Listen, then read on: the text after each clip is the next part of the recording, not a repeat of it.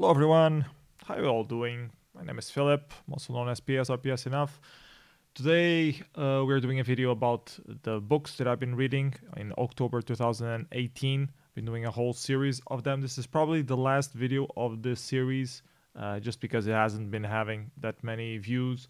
I'm still going to do it in Portuguese for my booktube channel that I have with my girlfriend in Books and Beers, but this is probably the last one in English that I'm doing in my own private channel. So let's get into PS Does Book Reviews number 25. The first book that I've been reading is God Emperor of Dune. It's the follow-up to the Dune series, the fourth book of the series, I believe. On this one, we follow the story of the last parts of the tyrant's rule over the planet Dune and the whole dynasty itself. Like he controls the whole galaxy pretty much.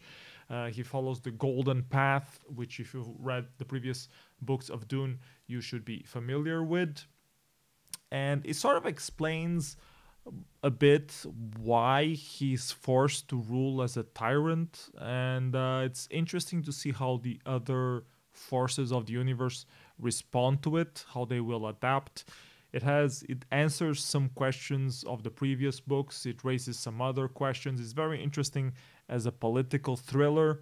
Also has some action scenes. A lot of interesting stuff in it.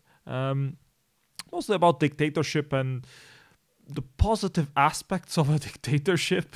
But it also talks about the dangers behind it. So very interesting read. I highly recommend it. It's one of the worst rated books on the Dune series, but I still managed to like it. I thought it was pretty good, so I still highly recommend it. I give it 4 stars in my Goodreads evaluation, so I recommend you guys check it out.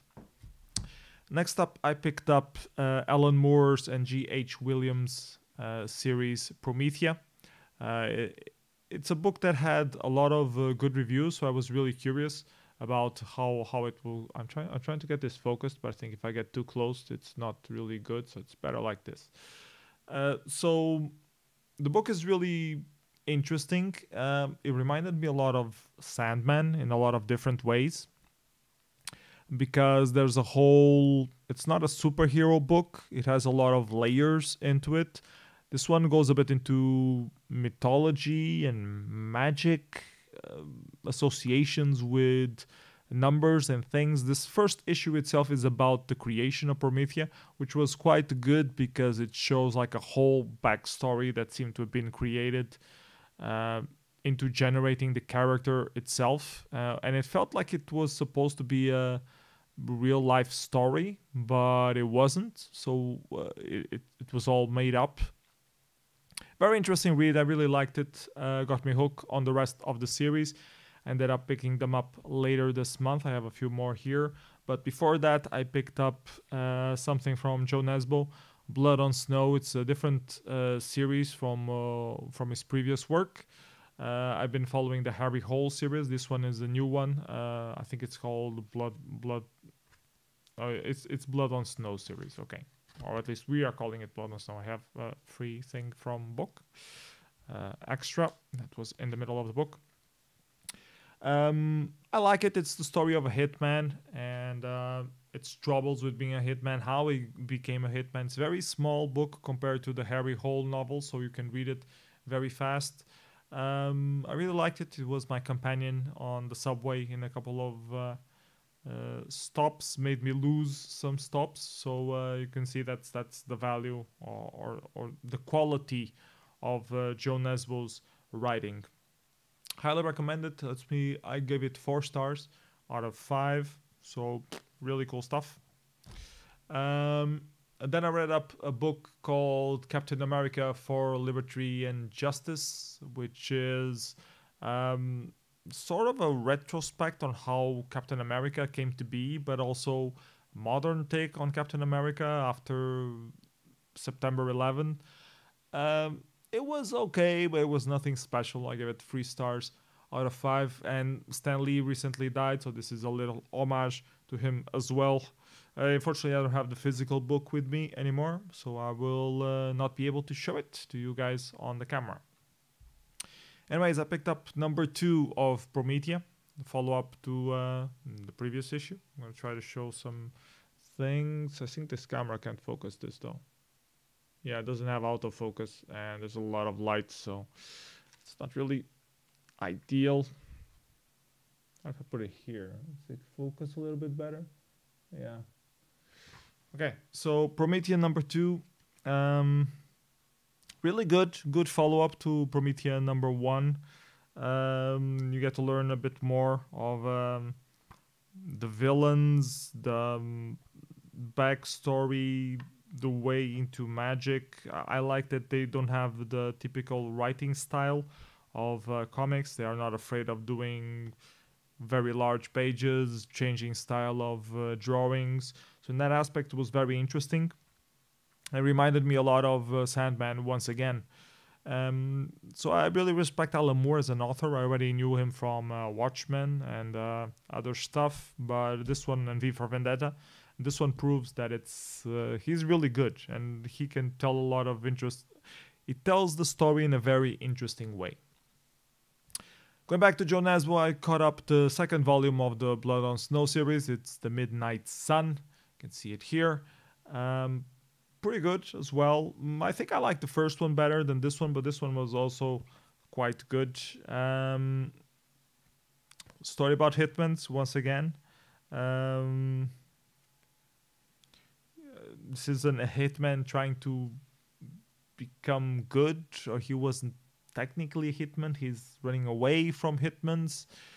And it connects with one of the characters from the first book, and that is why it is connected on the same series. It's also very small, similar to the other one, so very quick read and very nice. It also has some cultural information on the northern part of Norway and the whole Sami culture, which is a people that live in the north part of Norway. But they also were Finnish, and I heard of the Sami before when I was living in Finland. So it's interesting to see those culture definitions, and I guess the author just traveled there and then had to write the book, which was somehow featured in that region. Very interesting read. I really liked it. How much did I give him? I gave it 4 stars out of 5. So cool stuff. More Promethea. I don't know what else to say that I haven't said already before. It's still out of focus. Still can't show it properly to you guys. Need to get a better camera, one of those that does autofocus zoom thingy. So yeah, I kept liking it. It has some parts, I don't know if it's this one or the previous one, where they start to put too many associations into magic stuff. I think it was actually on the previous book. On this book, they are already traveling in this different worlds, different cosmic worlds. The previous one had a whole section dedicated to tarot cards and what they symbolize for each single card. That felt a bit too heavy. I mean, I like the associations, but it felt like overkill. Like they were making too many connections in places where there really aren't any connections. They just want to raise all this mysticism around the character and the world, and didn't quite work in my humble opinion. But well, this one does something similar, but for each of the worlds where they are, it tells a little story behind it and all the connotations that are associated with that world. It's interesting, but at the same time it feels a bit forced, like they're doing it just to show that they have very complicated concept of the worlds, or that they really did a lot of research to connect those different kind of worlds to different concepts. I don't know, it got a bit heavy. You need to you can't really read it in a whole thing without losing some elements. So that's why I ended up not finishing it very quickly. Ended up getting behind, and I were picking up other books meanwhile. One of the books that I picked up meanwhile was Saga, the 9th book of the series. I love Saga, so this was quite easy to read. I love that it's so open and wide. Like the drawings don't have a lot of detail. They're like so it has a lot of space, empty space, which is just ink there. but at the same time, the story has a lot of depth behind it. Um, I really love it. I love Saga. I already talked so many times before about it. I don't really think I need to go through it again. Saga, really good. If you don't know it, go check it out. Another graphic novel that I also was reading, which was the latest volume that just arrived. It's The Walking Dead, number 30, New World Order. Yeah, I'm trying to figure out the best place to, like, maybe this, focus a little bit better. See, the lighting might be a bit too much, but well, it is what it is. The Walking Dead, New World Order, very good. It keeps going on the story. Some people say that it's getting a bit boring and repetitive. I don't think that's true. I think all the different civilizations or communities that they've been discovering have some differences. They all go around the same topic, so it's impossible to escape that it's about survival and what you do to keep alive, the relationships between people, how people form communities in times of panic.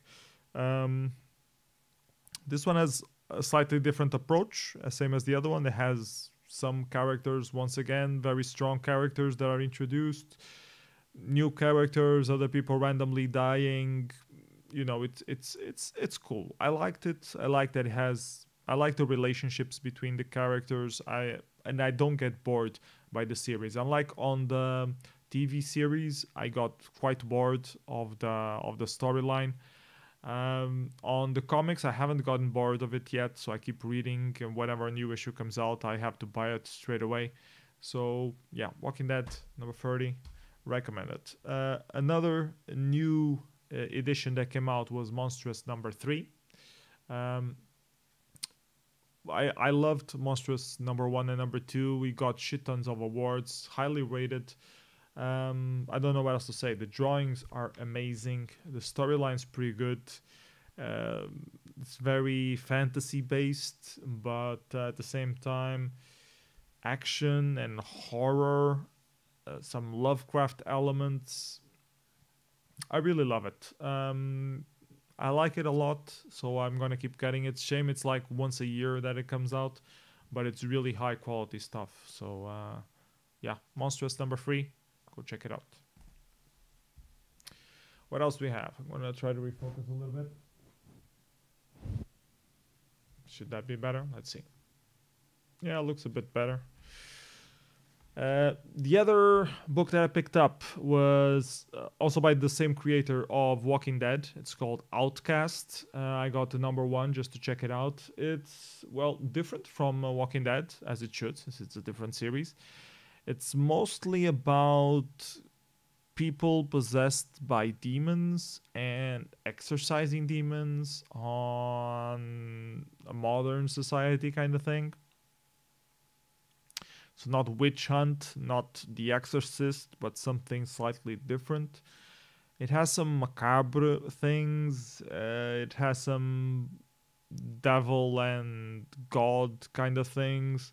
I didn't like it because of those connotations with the devil and god. The exorcism itself was alright, but I didn't like the religious connotations behind the things. But the book itself was pretty interesting. It had a different spin on it. The characters are all flawed. They're not like perfect. They're not hero, anti-hero. It's just common people with a lot of flaws trying to make do of a bad situation. I'm curious to check out the other volumes. I don't know if I will buy them myself or wait for Christina to have time to check the series if she likes it or not. But I'm definitely curious on the other issues from Outcast. So I recommend you, especially if you like exorcism stuff or if you like Kirkman. This is a good spin-off.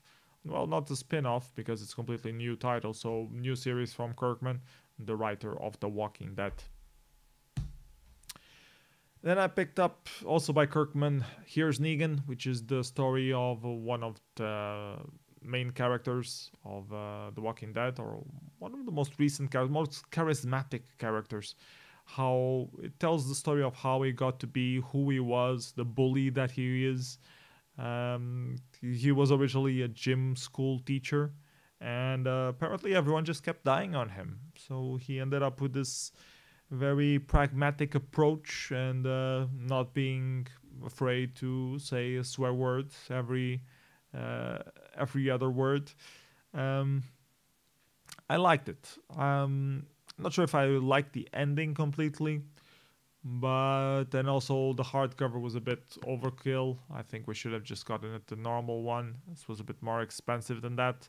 But well, I was a bit crazy. I like Negan as a character, so it was very interesting to check out. Doesn't have as good rating as the other Walking Dead have. It's more of a standalone. Doesn't really fit the story. I think they could have easily have just squeezed this into the regular Walking Dead count and got away with it, but they wanted to do a special issue for him, so this is where it ended up. A lot of graphic novels this month, because I've mostly just been reading Dune, and Dune really takes a lot of time. Another graphic novel that I finished was the book 4 of Promethea. They are 5 overall, so I'm 1 to go to finish. This is the end of the travel of the most recent Promethea through those magical worlds, with one of the other Prometheas trying to find the husband of her. And then at the end of the book, she comes back to the modern day world, and she faces the Promethea that was left in charge while she was away. And they have a bit of a fight or discussion or debate at the end. It's an interesting read. It starts to spin off not quite what you were expecting from the first issues of Promethea, but it's still interesting. I mean, if you like the lore that Promethea had, this one goes along the same issues. But I think overall of all the series, I like the first issue the best, because it was really the introduction into the character. When they started having all those associations, it felt a bit forced, and I haven't really liked it, but I want to keep reading it since I already have all the volumes. And I have book 5 left to read. I'm going to start it sometime soon, maybe even today.